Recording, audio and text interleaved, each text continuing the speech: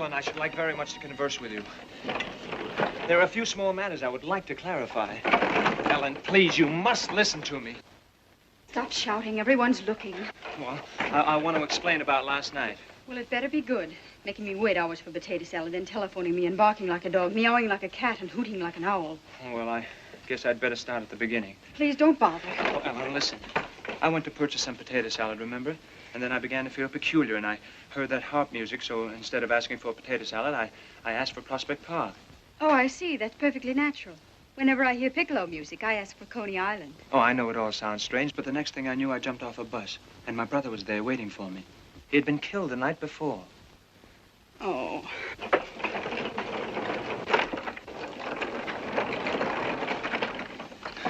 Don't judge me till I finished. You must hear me through. Go away. Then I had to go to the Pelican Club and sing, so the district attorney wouldn't know I was dead.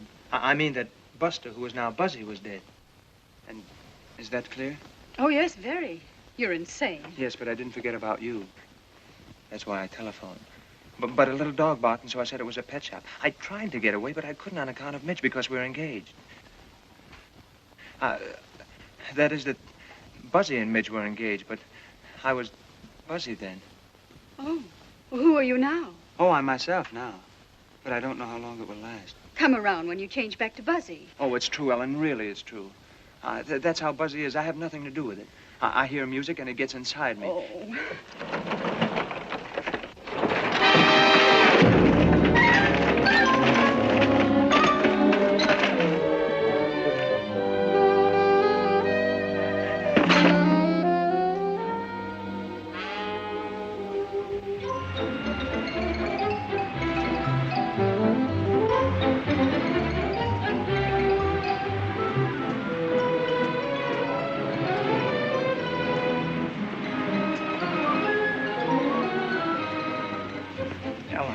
You've got a nerve hanging around here. You just got me fired. I'm sorry, but I must resort to force. Oh, now you're a caveman. Well, the Neanderthal man had his merits. Now you listen.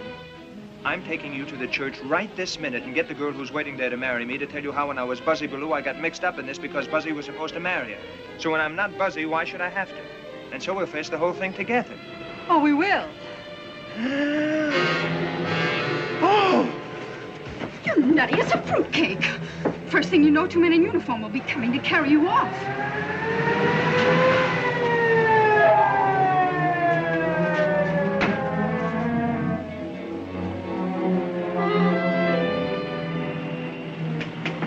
Come along with us, young fella. Oh, just a moment. What are you doing? Quit arguing. Oh, wait a minute, officer. You have the wrong fellow. I'm a peaceful, law-abiding citizen. Sorry, but we got orders from the DA to take you in. Get in the car. Get in. Move over. Only yesterday he was just a nice, sweet, ordinary genius.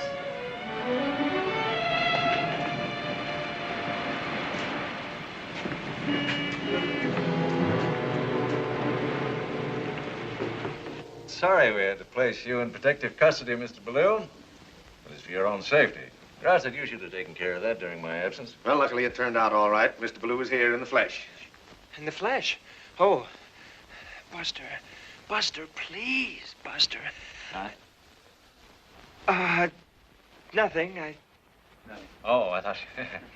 Well, let's get down to business, Mr. Baloo. You told me that you had the goods on 10 grand for that Brooklyn murder. Now, before I can secure an indictment, I'd like to get a detailed statement from you. Well, I'm not quite prepared yet. I'm waiting for something to happen. Just what are you expecting to happen? Buster. Buster. Buster. Buster. Buster, please.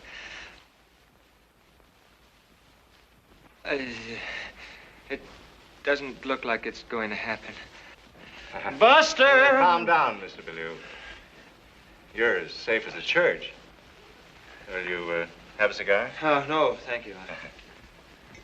We haven't much time. You saw 10 grand at the scene of the murder, didn't you? Oh, yes, yes. I surprised him in flagrante delicto. Oh, flagrante delicto. Well, good. Proceed. Proceed. Well, I ripped off my stint at the Pelican Cabaret, where I'm engaged as a song and dance entertainer. I was a little bit brought down, so I retired to my digs. I had 4 or 5 quick slugs of hooch, and in consequence, I spent a nuit blanche. I decided to take a walk. After walking a while, my dogs got tired, so I hauled for a breather in a deserted cul-de-sac. Now, this hoodlum, 10 Grand, drove up in an armored car, stalking his victim. A tall, thin man with a red beard. I suspected foul play the instant 10 Grand produced his Gatling guns.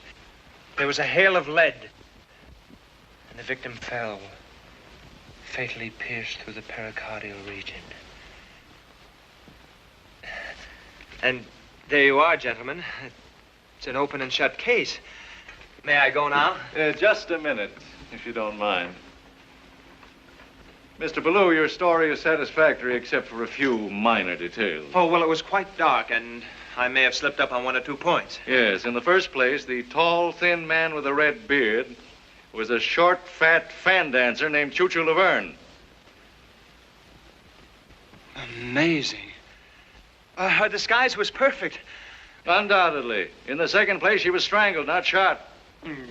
Mr. Ballou, you told me on the phone you knew the name under which Choo Choo Laverne rented that safety deposit box. You said it contains the evidence of 10 Grand's counterfeiting racket. What was that girl's real name? The name she used when she rented the box. No more of your phony quibbling. That's her name, phony quibbling. I mean, fanny quibbling. After all, what's in a name?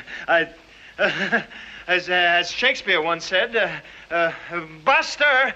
Buster! Who is this Buster you keep yelling about? Somebody higher up who's behind all this? Yes, that's it. Somebody higher up, and I wish you'd hurry and come down. Buster! Buster! Nobody's perfect, Midge. And you know Buzzy's kind of irresponsible. I wouldn't mind if this were the first time this had happened. What time is it now? 6 o'clock. I wouldn't wait this long for a divorce. Monty, will you marry me? What? I mean it. Well, only a heel would take advantage of a situation like this. I guess I'm a heel. Well, the stage is set. We've got all the props. Well, Midge, you know how superstitious I am. Do you mind if we don't get married in the same church where Buzzy stood you up? You're right. Let's look around for a couple of days, and maybe we can find a church where he hasn't. Are you trying to wreck my political career? No. Or are you involved with 10 Grand Jackson? No. Are you a member of his mob, or No. did they pay you all? No! Buster! Buster! All right, I'll give you one more chance. Or so help me, I'll railroad you for withholding evidence. All right. I'll tell you the truth. Yeah. Now you're coming to your senses. Get every word of this, Miss Hutchison. Here. Thank you. Now. Well, I went to Schmidt's Delicatessen for some potato salad. The harp music made me feel cold and damp, and the potato salad turned into Prospect Park. And then I jumped off the bus, and there was Buster walking in a block of stone because he was dead. Then the water squirted through his head, but the policeman didn't feel him when he kicked him because he was swinging by his tail in a tree. And that as he thought he was. And then he put his arm around the girl, and she didn't see him, but the sailor knocked me down. That's when Buster got inside my body and started to dance. Holy jumping Republicans, throw this maniac out of here. Throw him into the river. Do anything with him. And drop the charges against 10 Grand Jackson. We've got no case. No, don't drop the charges. 10 Grand did it. Buster will tell you. Buster, come down and get inside of me. Please hurry, Buster, please. Take him away. I can't stand the sight of him. No, they'll kill me, too. They're after me. I want police protection. Police protection? I'm issuing a general order to every policeman in New York City to arrest you on sight. Oh. Shoot you if necessary if you so much as come near them. Throw that idiot out. Oh, but Mr. O'Brien.